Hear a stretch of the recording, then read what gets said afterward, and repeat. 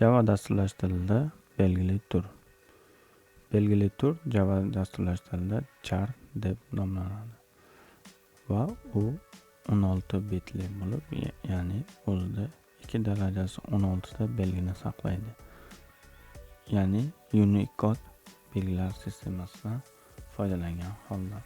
Jimlik qoidasi bo'yicha uning qiymati quyidagi ko'rinishda bo'ladi, ya'ni bu 0 qiymat hisoblanadi. Unicode jadvalini internet sahifalaridan qidirib topishingiz mumkin.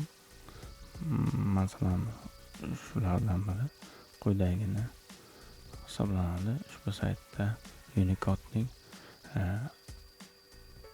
har bir elementlarini ko'rishimiz mumkin.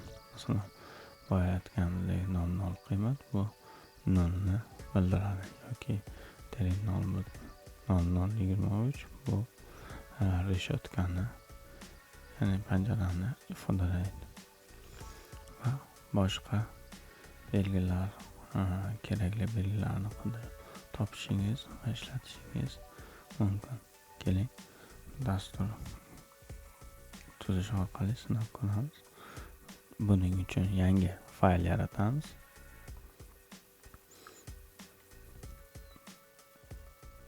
Dars 5.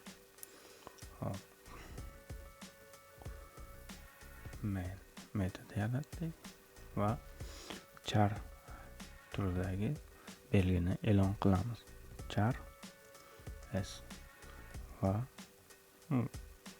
dastlabki qiymat, ya'ni jimlik qoidasi bo'yicha u 0 hisoblanadi. Ya'ni bu 0 qiymatni ifodalaydi. Boshqa qiymatlarni foydalanish uchun jadvaldagi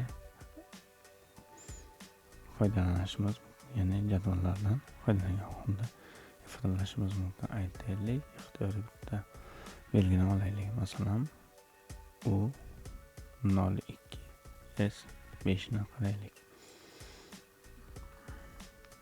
Ya'ni 02 S5 ko'rinishda yozamiz va uni ekranga chiqaramiz.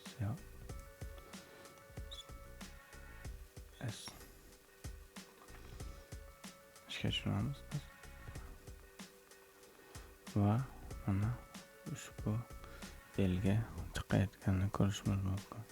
Hop, char turidan ma'lum bir belgini saqlash uchun ishlatiladi va belgilar ustida turli xil amallar bajarishda ushbu tipdan foydalaniladi.